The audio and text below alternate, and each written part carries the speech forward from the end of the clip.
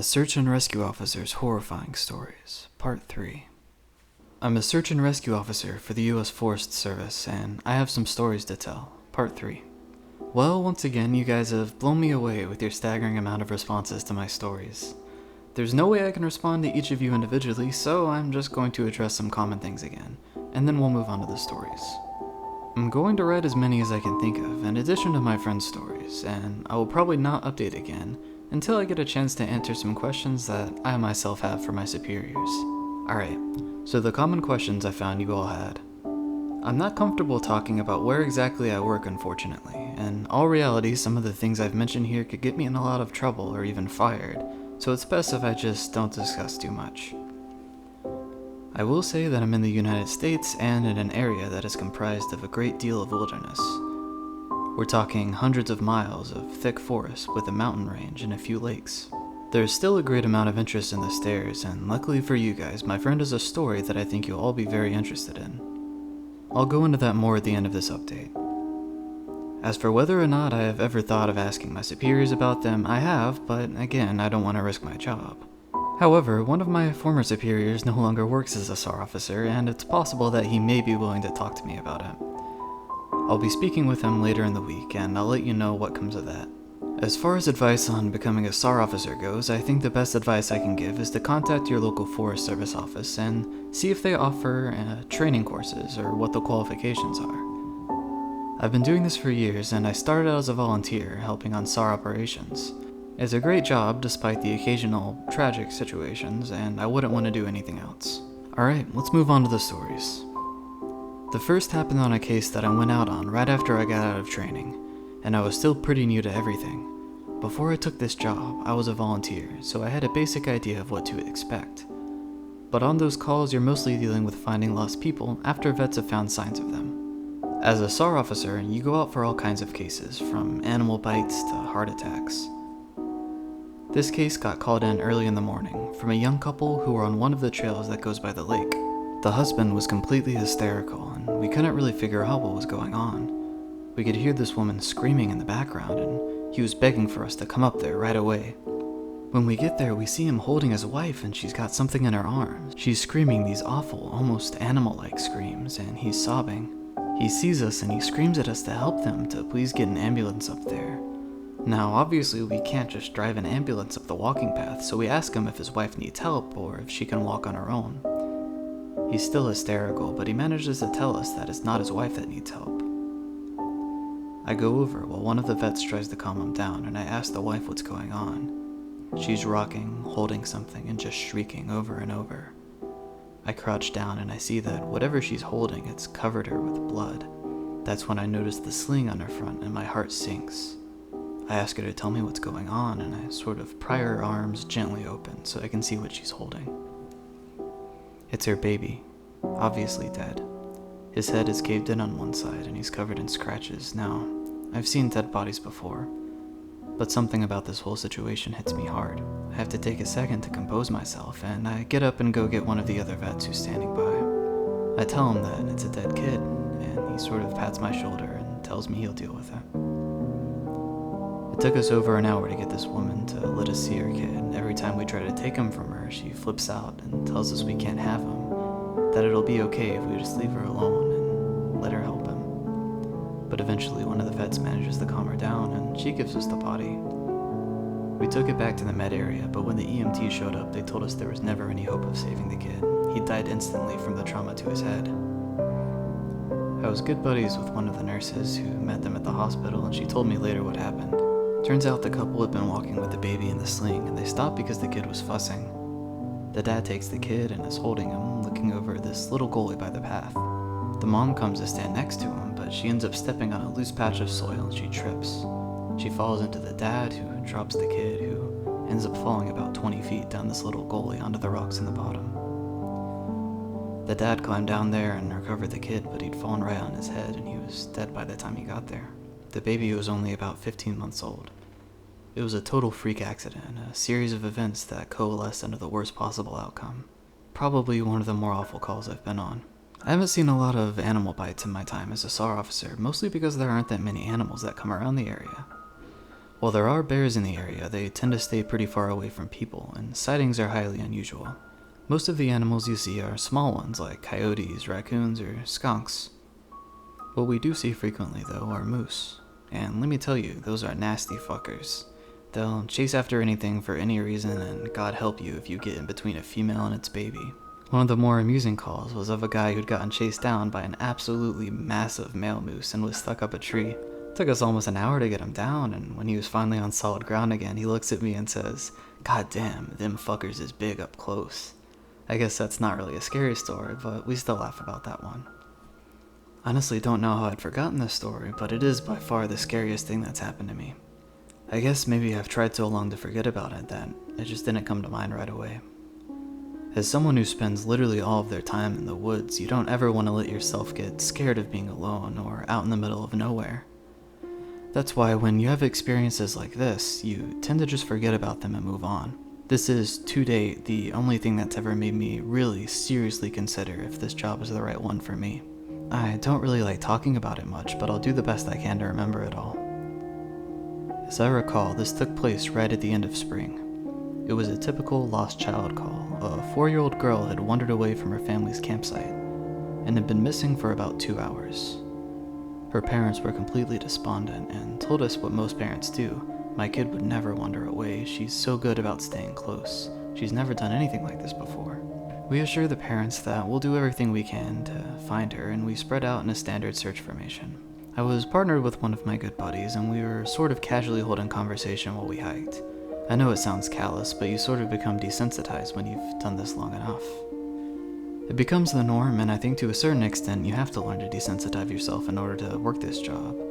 We search for a good 2 hours, going well beyond where we think she'd be, and we come out of a small valley when something makes us both stop in unison. We freeze and look at each other, and there's almost a sensation like a plane depressurizing. My ears pop, and I have this odd sensation of being dropped about 10 feet. I start to ask my buddy if he felt that, but before I can, we hear the loudest sound I've ever heard in my life. It's almost like a freight train passing directly by us, but it's coming from every direction at once, including above and below us. He screams something to me, but I can't hear him over this deafening roar. Understandably freaked out, we look all around us trying to find the source of the sound, but neither of us sees anything. Of course, my first thought is landslide, but we're not near any cliffs, and even if we were, it would have hit us by now. The sound just goes on, and we're trying to yell to each other, but even standing close together, we can't hear anything but this sound. Then, as suddenly as it starts, it stops. Like someone threw a switch and cut it off. We stand there for a second, perfectly still, and slowly the normal sounds of the woods come back. He asked me what the fuck had just happened, and I just kinda shrug. We stand there looking at each other for a minute. I get on the radio and ask if anyone else just heard the end of the fucking world, but no one else hears it, even though we're all within shouting distance of each other. My buddy and I just sort of shrug it off and keep going. About an hour later, we all check up on the radios, and no one's found the little girl. Most of the time, we won't search when it gets dark, but because we don't have any kind of lead on her, a few of us decide to keep going, including me and my buddy. At this point, I'm hoping beyond hope that we find her, because while I may not like kids, the idea of them being out all alone in the dark is awful. The woods can be intimidating to kids in the daylight. At night, well, it's a whole different beast. But we're not seeing any signs of her or getting any responses. And around midnight, we decide to turn back and head back to the rendezvous point. We're about halfway back when my buddy stops and shines his light to the right of us into a really thick deadfall, or a group of dead trees. I ask him if he's heard a response, but he just tells me to be quiet a second and listen. I do, and in the distance I can hear what sounds like a kid crying. We both call the girl's name and listen for any kind of response, but it's just this really faint crying. We head in the direction of this deadfall and go around it, calling her name over and over. As we get closer to the crying, I start getting this weird feeling in my gut, and I tell my buddy that something isn't right. He tells me he feels the same way, but we can't figure out what it is. We stop where we are and call the girl's name again. And at the same time, we both figure it out. The crying is on a loop. It's the same little hitching sob, then wail, then quiet hiccup, repeated over and over. It's exactly the same every time, and without saying another word, we both take off running. It's the only time I've ever lost my composure like that, but something about it was so incredibly wrong, and neither of us wanted to stay out there anymore. When we got back to the rendezvous, we asked if anyone else had heard anything strange, but no one else knew what we were talking about. I know it sounds sort of anticlimactic, but that call fucked me up for a long time.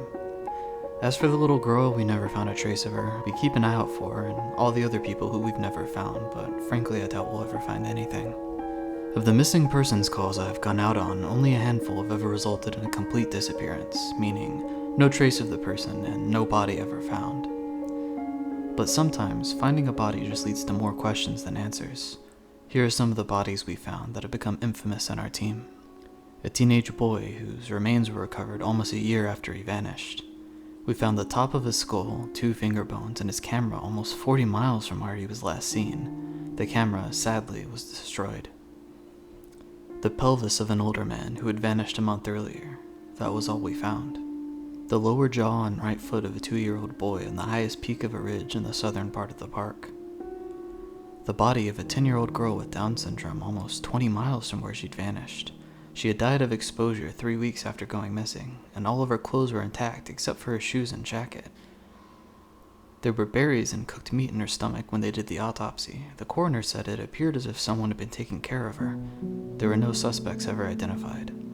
The frozen body of a 1-year-old baby, found a week after vanishing, in the hollow trunk of a tree 10 miles from the area he was seen last. There was fresh milk found in his stomach, but his tongue was gone. A single vertebra and right kneecap of a 3-year-old girl found in the snow almost 20 miles from the campground her family had been at the previous summer. Now on to a couple of the stories my friend told me. I mentioned that you were all interested in the stairs and you're in luck. He's had a closer encounter with them. Though he doesn't have any explanation for them, he does have a bit more experience with them than I do. My buddy's been a SAR officer for about 7 years. He started when he was a junior in college, and he had a very similar experience when he first encountered the stairs. His trainer told him almost the exact same thing mine did, which was to never go near, touch, or ascend them. For the first year, he did just that, but apparently his curiosity got the better of him, and on one call, he broke away from the line and went to go check a set of them out.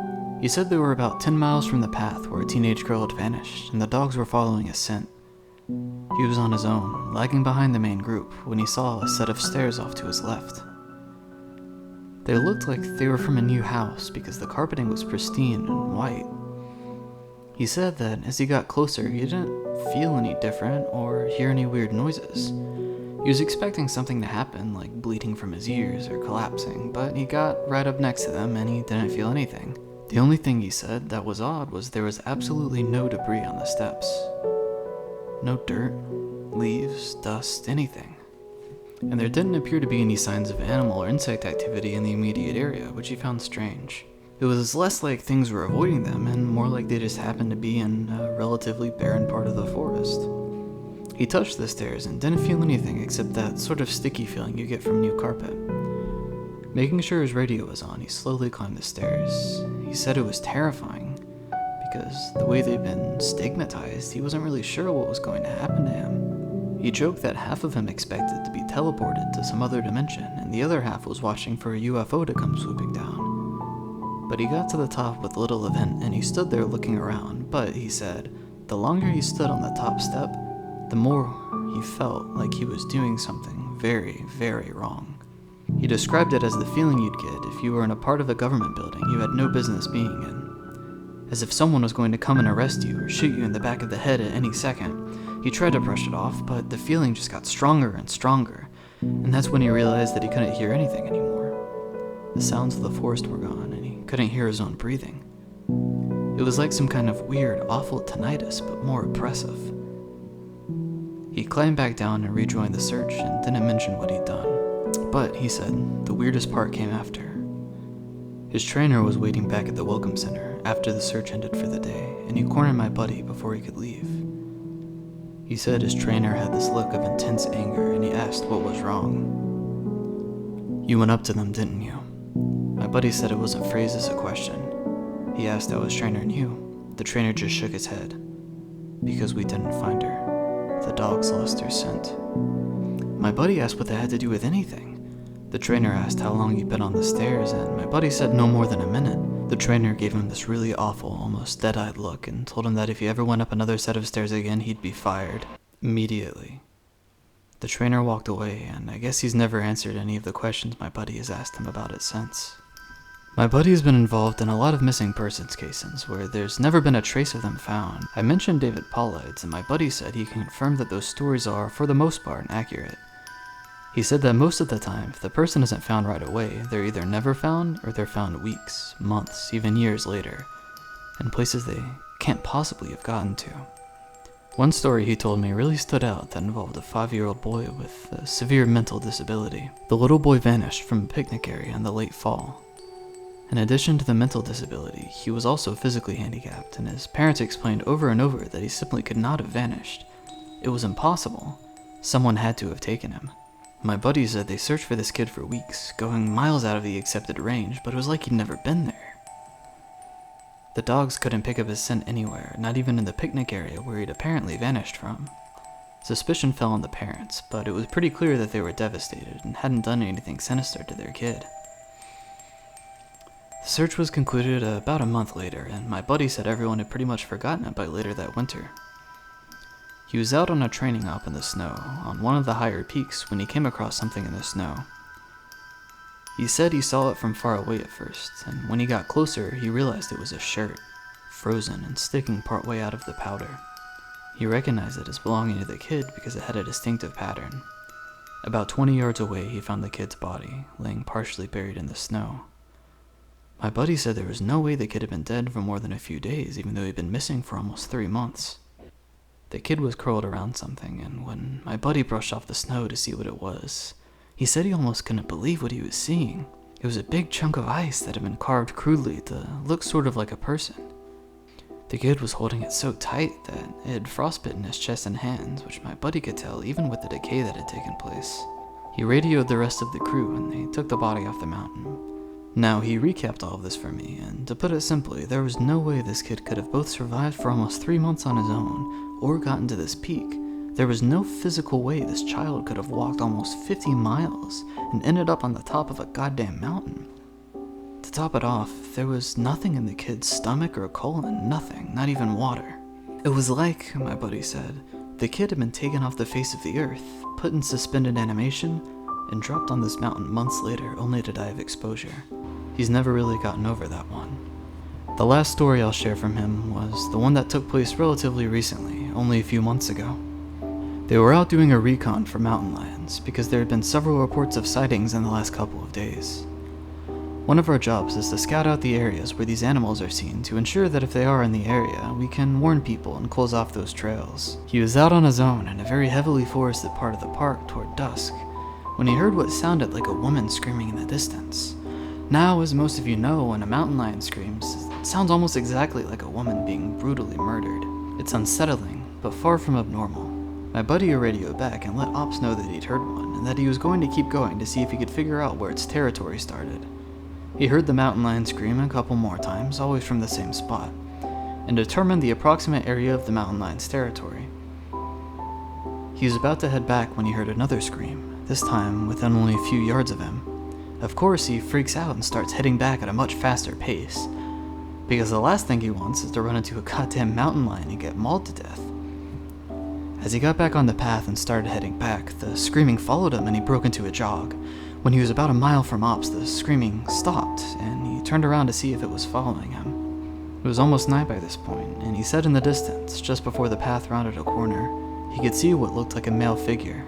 He called out to them, warning them that the paths were closed and that he needed to come back to the welcome center. The figure just stood there, and my buddy started to walk over. When he was about 10 yards away, the figure took, as he described it, an impossibly long step towards him and let out the same scream that my buddy had been hearing. My buddy didn't say anything, he just turned and sprinted back to Ops, never looking behind him. By the time he got back, the screaming had moved back into the woods.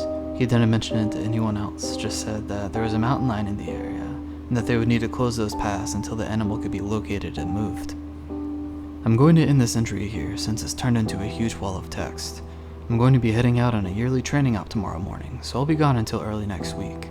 I'll be meeting with a lot of former trainers and buddies who work in other areas of the park, and I'll be asking around about any stories they'd like to share. I'm so glad you guys have been interested in my stories, and once I'm back from this op, I'll continue to share them. Thank you for watching. Make sure to leave a like and a comment for the algorithm. I hope you have a spooky night.